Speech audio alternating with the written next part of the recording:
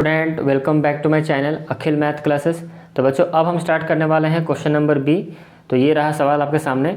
बहुत ही जल्दी चैप्टर खत्म हो जाएगा, चिंता मत करो। ब्रेन टीचर हमारा चल ही रहा है और बहुत जल्द खत्म कर देंगे इसको।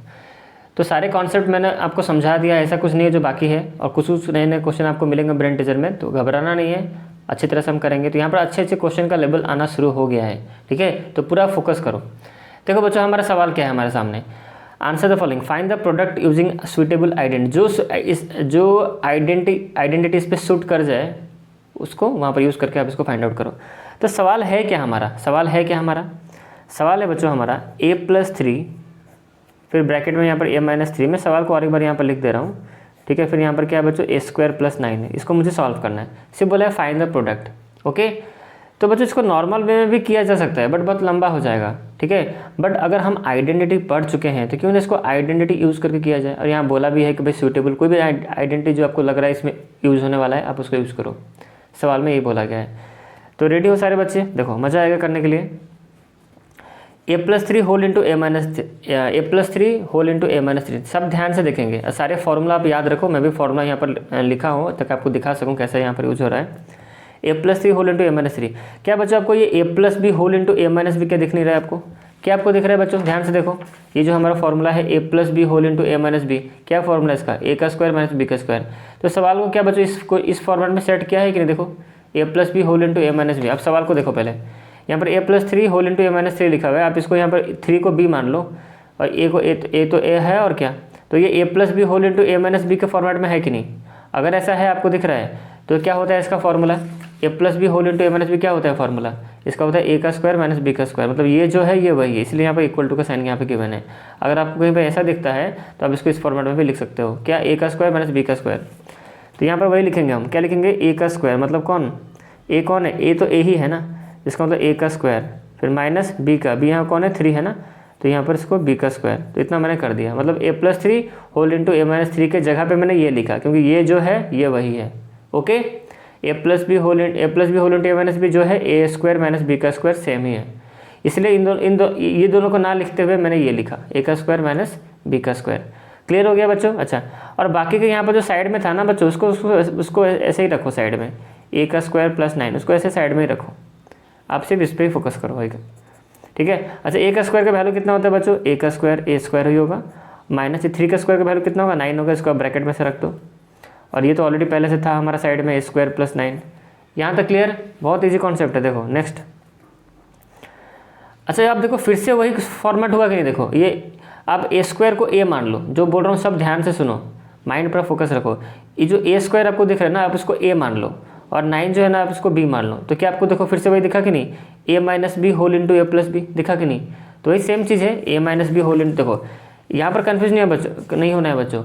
a+b होल इंटू a-b, इस चीज़ को चाहूँ तो मैं अगर ऐसे भी लिख सकता हूँ, आगे पीछे करके मैं चाहूँ तो a - b को आगे लिखूँ, फिर a+b को बाद में लिखूँ, तो कोई दिक्कत नहीं, क्योंकि इंटू में है ये दोनों रिलेशन।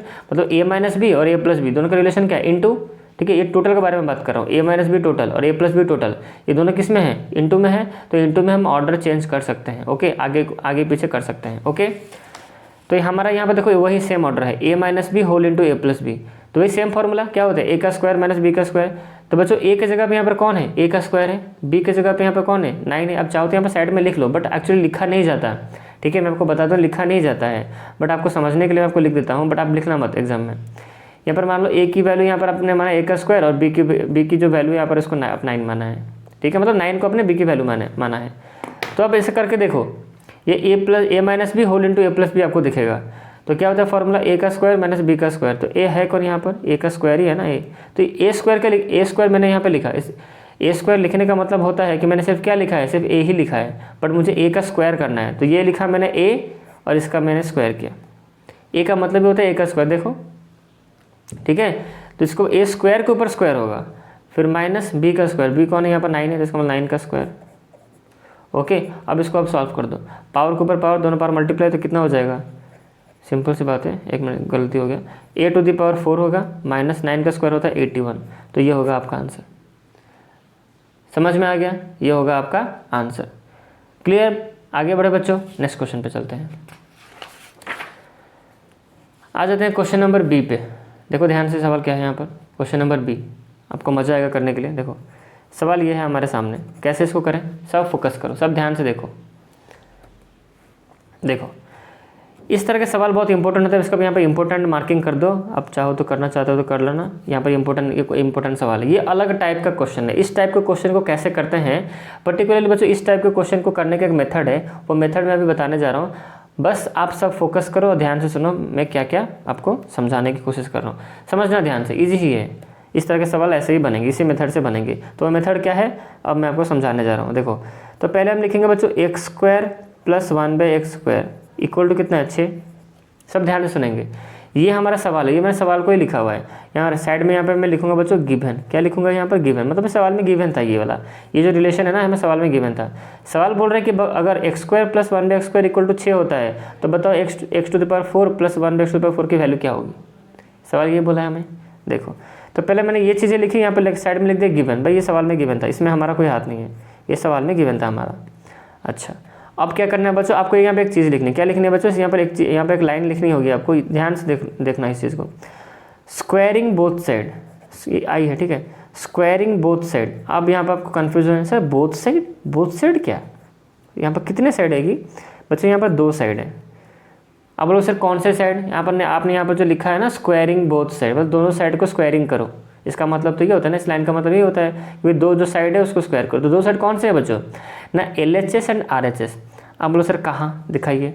देखो बच्चों हमारा गिवन में जो रिलेशन था यहाँ पर, ये बीच में यहाँ पर क्या है इक्वल टू का साइन है बच्चों। तो ये वाला जो पोर्शन है ना x square plus 1/x square equal to के इधर वाले पोर्शन सब क्या है बच्चों, ये LHS है आपका, और जो आपका 6 है ना वो क्या है आपका RHS है। सिंपल सी बात है, आप पढ़े हो लीनियर इक्वेशन। इक्वल टू के जितने भी सारे इधर है ना लेफ्ट साइड में, ये सब आपके LHS है, और इक्वल टू के राइट साइड में जो भी होगा RHS है। तो यही 2 साइड को बोल रहे हैं भाई स्क्वायरिंग करो। इसका मतलब हमें कहा गया है कि भाई LHS को और RHS को दोनों को स्क्वायरिंग करो। तो LHS था कितना हमारा x square plus 1/x square, ये हमारा LHS है। अब हमें इसको स्क्वायरिंग करना है, इसके ऊपर आप स्क्वायर डालो, ऐसे ध्यान समझना, इसके ऊपर स्क्वायर डालो। ये तो LHS का काम हो गया, बीच में यहाँ पे इक्वल टू था, और RHS को लिखते हैं 6। अब इसको भी स्क्वायरिंग करो, क्योंकि हमें सवाल में बोला गया कि भाई दोनों को स्क्वायरिंग करो। सवाल में नहीं, मतलब यहाँ पर मेथड है, ये मेथड ये बोला गया कि भाई दोनों को स्क्वायरिंग करो। अब आपको यहाँ पे एक चीज़ समझनी होगी, जो मेथड यहाँ पर बोल रहे हैं ना स्क्वायरिंग बोथ साइड, तो क्या बच्चों हमारा जो सवाल था, क्या था सवाल हमारा, ये हमें सवाल में गिवन था ना x square plus 1/x square equal to 6। तो यहाँ पर जैसे ये जो मेथड हमें बोल रहा है कि भाई इसको स्क्वायरिंग करना है दोनों तरफ, तो क्या बच्चों जब हम इसको स्क्वायरिंग करते हैं दोनों तरफ, किसको आप स्क्वायरिंग करते हो, जो गिवन था आपका, गिवन क्या था x square plus 1/x square equal to 6। जब आप गिवन पार्ट को स्क्वायरिंग करते हो दोनों तरफ, तो क्या बच्चों ये जो हमारा गिवन का जो वैल्यू है क्या वो चेंज हो जाता है क्या, नहीं। कहने का मतलब ये है कि हमने क्या किया, स्क्वायरिंग किया किसको, गिवन, जो हमारा गिवन था उसको हमने स्क्वायरिंग किया दोनों तरफ, इसको भी स्क्वायरिंग किया, इसको भी स्क्वायरिंग किया। तो ऐसा करने से क्या इस पर कोई फ़र्क पड़ेगा, x square plus 1/x square equal to 6, इस पर कोई फ़र्क पड़ रहा है, नो। तो आंसर इज़ नो, इस पर कोई फ़र्क नहीं पड़ रहा है। तो आप बोलोगे सर कैसे फ़र्क नहीं पड़ रहा, हमने स्क्वायरिंग कर दिया दोनों तरफ, आप बोल रहे हो गिवन का जो है इस पर कोई फ़र्क नहीं पड़ रहा है। नो बच्चों, फ़र्क नहीं पड़ रहा है। देखो कैसे बता रहा हूँ, कुछ समझना ध्यान से। हमें बच्चों गिवन था क्या, x square plus 1/x square equal to कितना है 6 है, ये हमें गिवन था। तो हमने इसका स्क्वायरिंग किया, तो स्क्वायरिंग करने से बच्चों ये जो है ना, ये जो है ये वही रहेगा रिलेशन। आप बोलो सर कैसे, हम इसको स्क्वायरिंग भी कर देंगे दोनों तरफ, और ये आप बोल रहे हो जो है वही रहेगा। देखो कैसे मैं बता रहा हूँ। तो जो बच्चों हमने स्क्वायरिंग किया तो हमने कैसे किया था, 1/x स्क्वायर, ऐसे हमने स्क्वायरिंग किया इक्वल टू कितना लिखा था हमने 6 के ऊपर भी स्क्वायरिंग किया था हमने दोनों तरफ। तो दोनों तरफ करने से स्क्वायरिंग बच्चों ये जो वैल्यू है ना ये चेंज नहीं हो रहा है। देखो कैसे मैं बता रहा हूँ, देखो अच्छा मैं दोनों तरफ स्क्वायरिंग कर दिया। अच्छा समझना इस चीज़ को ध्यान से, 1 स्क्वायर प्लस 1/x स्क्वायर। अब ये जो पावर यहाँ पर होल टू दी पावर यहाँ पर जो 2 है ना, ये टू होल के ऊपर पावर है ना 2, तो ये जो पावर 2 जब इधर जाएगा तो क्या हो जाएगा बच्चों, स्क्वायर रूट नहीं हो जाएगा। मैंने आपको समझाया था कि अगर नहीं समझ याद है तो ये मैं यहाँ पे लिख भी देता हूँ, ये LHS एंड RHS। अगर LHS में बच्चों कहीं पर पावर आपको 2 दिखे तो वो जो पावर 2 जब RHS की तरफ आएगा तो वो स्क्वायर रूट हो जाएगा। याद रखना इस चीज़ को, क्या हो जाएगा बच्चों, स्क्वायर रूट हो जाएगा। जैसे LHS में प्लस होने से RHS में माइनस होता है, माइनस होने से प्लस हो जाता है, उसी तरह ये भी एक रूल है कि अगर LHS में पावर 2 है तो जब RHS की तरफ आएगा तो वही पावर 2 क्या बन जाएगा, स्क्वायर रूट बन जाएगा। देखो कैसे, तो हमारा पावर 2 था कहाँ, ऊपर था, मतलब ऊपर ही है ना, पावर बोल रहा हूँ ना, ऊपर ही है वो 2। तो ये 2 जब इधर जाएगा ना तो क्या हो जाएगा बच्चों, स्क्वायर रूट हो जाएगा। यहाँ पहले से कौन था, 6 का स्क्वायर पहले से था, अब इसका जो 2 था ना ये उधर चला गया, स्क्वायर रूट हो गया। क्या हो गया, स्क्वायर रूट हो गया। तो मुझे बताओ बच्चों एक्स स्क्वायर प्लस 1/x² की वैल्यू कितनी निकलेगी? सिंपल सी बात है। अब इसको स्क्वायर रूट के अंदर में 6 का स्क्वायर है ना, इसको मैं 6 × 6 लिख सकता हूँ। अब ये दोनों पेयर कर लो या फिर दोनों को मल्टीप्लाई कर लो, तो x² प्लस 1/x² की वैल्यू आपको कितना मिलेगा? ये देखो क्या होगा, 6 × 6 कितना, √36। तो स्क्वायर रूट ऑफ 36 कितना होता है वैल्यू? 6 होता है कि नहीं? देखो वही सेम रिलेशन आया कि नहीं मुझे बताओ। हम वही देखो सेम रिलेशन वही आए कि नहीं? मतलब इन दोनों को सॉल्व करने से भी, इन दोनों को सॉल्व अगर हम करते हैं तो हमें यही रिलेशन मिलता है। तो आप बोलोगे सर अगर वही मिलता है तो स्क्वायरिंग किए ही क्यों हम? आप बोलो सर इसको सॉल्व करने से तो यही आता है, x² प्लस 1/x, जो सर यहाँ पे x² है, यहाँ गलती है, स्क्वायर, ठीक है। तो मतलब इसको स्क्वायरिंग वालों को सॉल्व करें तो फिर से हमें वो पुराना वाला जो गिवन था वही मिल जाता है हमें। इसका मतलब स्क्वायरिंग करने से कुछ फ़ायदा तो हुआ नहीं, तब स्क्वायरिंग कर क्यों रहे हो? अब ये मन में सोच रहे होगे कि सर आपने स्क्वायरिंग किया क्यों? तब जब इसको इन दोनों को दोनों तरफ स्क्वायरिंग करने से इसको कुछ फ़र्क नहीं पड़ रहा है, ये जो था वही रहा। मतलब ये जो है x² प्लस 1/x², ये जो था वही रहा। मतलब इन दोनों को स्क्वायरिंग करने से इस पर कोई फ़र्क नहीं पड़ा, जो वैल्यू सेम वैल्यू, इसको सॉल्व करने से देखो वही निकल रहा है, ठीक है। तो हम अब सोचोगे सर हम स्क्वायरिंग किए क्यों? तो देखो बच्चों स्क्वायरिंग करने के बाद आपको ऐसा सॉल्व नहीं करना है। देखो मैं क्या करता हूँ, देखो बस आपको इतना भी समझना होगा कि ये जो हमारा सवाल था, इसको जब हमने स्क्वायरिंग किया बोथ साइड, तो ये सवाल जो गिवन क्वांटिटी जो हमारा था, गिवन यहाँ पे जो भी था, इसको कुछ फ़र्क नहीं पड़ा स्क्वायरिंग दोनों तरफ करने से। अब कुछ भी चीज़ बच्चों यहाँ पर एलएचएस में करो, आरएचएस में भी वही करोगे ना, तो उस पर कोई फ़र्क नहीं पड़ेगा, दोनों सेम ही रहेंगे। तो यहाँ तक सब क्लियर हो गया बच्चों कि भाई ऊपर वाला जो गिवन था नीचे वाला भी वही है, बस हमने इसको स्क्वायरिंग किया इस पर स्क्वायरिंग करते हुए आप उसको सॉल्व मत करना। सॉल्व करो तो फिर से आपको क्वेश्चन जो गिवन था वही मिल जाएगा आपको करना क्या है, देखो ध्यान समझना। देखो अब इस चीज़ को सब सारे बच्चे फोकस करके सुनेंगे जो मैं समझाने जा रहा हूँ अभी, क्योंकि ये इंपॉर्टेंट है। इसको एक बार समझ होगा ना, तो इसके तरह जो क्वेश्चन अभी आएंगे, अपकमिंग जो क्वेश्चन होंगे, आपको कोई दिक्कत नहीं होगी। ओके, देखो कैसे बनेगा। अब यहाँ पर जो x² है ना, सब ध्यान से सुनोगे, ये जो x² है ना, आप इसको a मान लो। क्या मानना है बच्चों? a मान लो। आप इसको a मान लो, मतलब x² जो है ना, आप इसको a मान लो। और यहाँ पर 1/x² है ना, जो 1/x² है ना, उसको आप b मान लो। क्या मान लोगे? b। समझ में आ रहा है? ये जो x² है ना, आप इसको a मान लो, ठीक है। ये जो x² यहाँ पर आपको दिख रहा है ना, इसको आप a मान लो। और ये 1/x² जो है ना, आप इसको b मान लो। समझना ध्यान से, बहुत इंपॉर्टेंट चीज़ें बता रहा हूँ। x² को अपने a माना और 1/x² को अपने b माना, तो क्या बच्चों ये a प्लस b का होल स्क्वायर है? नहीं है। समझना है ध्यान से इस चीज़ को। क्या बच्चों ये a प्लस b का होल स्क्वायर है कि नहीं, बताओ मुझे। अगर आपको ये दिख रहा है तो मैं फिर से ये चीज़ को लिख देता हूँ, क्योंकि इसको लिखना नहीं चाहिए मुझे, मतलब ऐसे सर्कल मुझे नहीं करना चाहिए था, क्योंकि मैंने आपको समझाने के लिए वैसे बताया था कि ये a प्लस b, आपको मैं a प्लस b का होल स्क्वायर आपको दिखा रहा था, एंड आई होप आपको दिखा, ठीक है। a प्लस b का होल स्क्वायर, ठीक है। तो आपको यहाँ पर नज़र आ रहा है बच्चों, ये a है प्लस ये इसको आप टोटल को b मान लो, तो a प्लस b का होल स्क्वायर आपको दिख रहा है। तो a प्लस b का होल स्क्वायर अगर आपको दिख रहा है तो a प्लस b का होल स्क्वायर का फॉर्मूला क्या होता है? a प्लस b का होल स्क्वायर क्या फॉर्मूला होता है बच्चों? याद करो, वर्कशीट 1 में पढ़े थे आपने। a का स्क्वायर क्या होता है फॉर्मूला बच्चों? a प्लस b का होल स्क्वायर क्या होता है फॉर्मूला? a का स्क्वायर करो, तो a मतलब कितना बच्चों? x² ना, तो इसका हमें स्क्वायर करना होगा, a का स्क्वायर हो गया, प्लस फिर क्या फॉर्मूला है? b का स्क्वायर। b मतलब कौन? 1/x²। अब इसका स्क्वायर करो, ठीक है। ये a का स्क्वायर प्लस b का स्क्वायर, फिर क्या फॉर्मूला बच्चों? Plus 2ab। 2 इंटू a कौन है यहाँ पर बच्चों? x² है, इंटू फिर 2 इंटू a इंटू b कौन है बच्चों? यहाँ पर 1/x² है कि नहीं? ये हमारा सॉल्व हो गया, इक्वल टू, और RHS में 6 का स्क्वायर कितना होता है बच्चों? 36। यहाँ पर आप सिर्फ 36 लिख दो। यहाँ तक चीज़ें क्लियर हो रही हैं? चलो आगे बढ़ते हैं। यहाँ पर इम्प्लस साइन दोगे साइड में, ठीक है। इसको आप सॉल्व करो, x² के ऊपर स्क्वायर है तो कितना हो जाएगा? x⁴ हो जाएगा आपका, प्लस।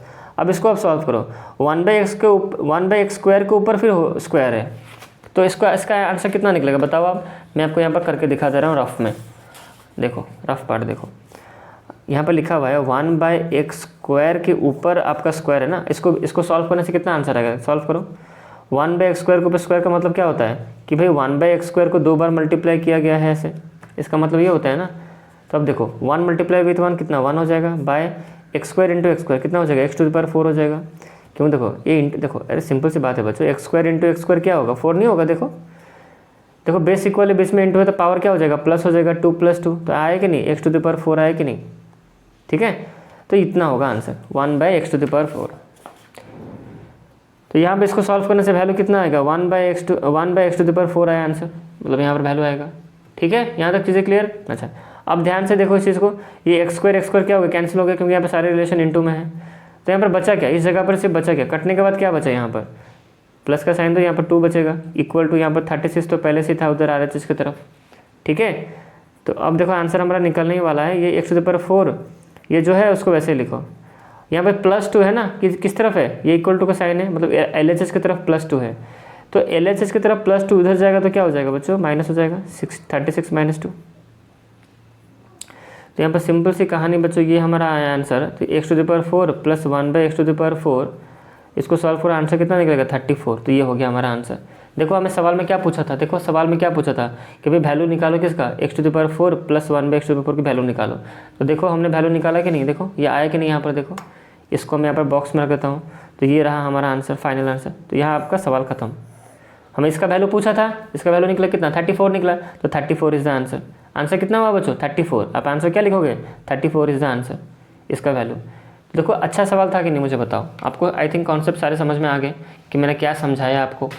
इसी कॉन्सेप्ट को ध्यान में रखते हुए बहुत अच्छे क्वेश्चंस बनेंगे, बहुत हाई लेवल के भी क्वेश्चन आप इसको बना सकते हो अगर आपको ये कॉन्सेप्ट समझ में आया तो। अगर आपको समझ में फिर भी नहीं आया तो स्टार्टिंग से वीडियो देखो, मैं गारंटी लेता हूँ आपको समझ में आ जाएगा। अगर आप फोकस करके सुन रहे होगे मेरे सारी बातें तो आपको ज़रूर समझ में आएगा। ठीक है, क्योंकि मैंने बहुत ही ईजी वे में आपको समझाने की कोशिश की है। ओके बच्चों, तो मिलते हैं नेक्स्ट वीडियो में, स्टार्ट करेंगे जो बाकी जो क्वेश्चन होगा। ठीक है, तब तक आप चैनल पे बने रहो ऐसे ही, और वीडियो को लाइक करो अगर आपको अच्छा लगा तो वीडियो को, और चैनल को सब्सक्राइब नहीं किया तो वेरी रिक्वेस्टेड। तो 80% मैं आपको बताऊँ 80% स्टूडेंट सब्सक्राइब नहीं किए हैं चैनल को, नहीं तो मेरा चैनल कहाँ से कहाँ पहुँच गया होता। बट आप सब्सक्राइब भी नहीं करते हो। तो मैंने आप चाहो तो मैं आपको स्टैटिस्टिक्स दिखा सकता हूँ, 80% जो व्यूवर्स हैं वो सब्सक्राइब नहीं किए हैं चैनल को। ठीक है, तो आप सब्सक्राइब कर दिया करो। चलो मिलते हैं बच्चों नेक्स्ट वीडियो में, तब तक इस वीडियो में इतना ही। चलो बाय।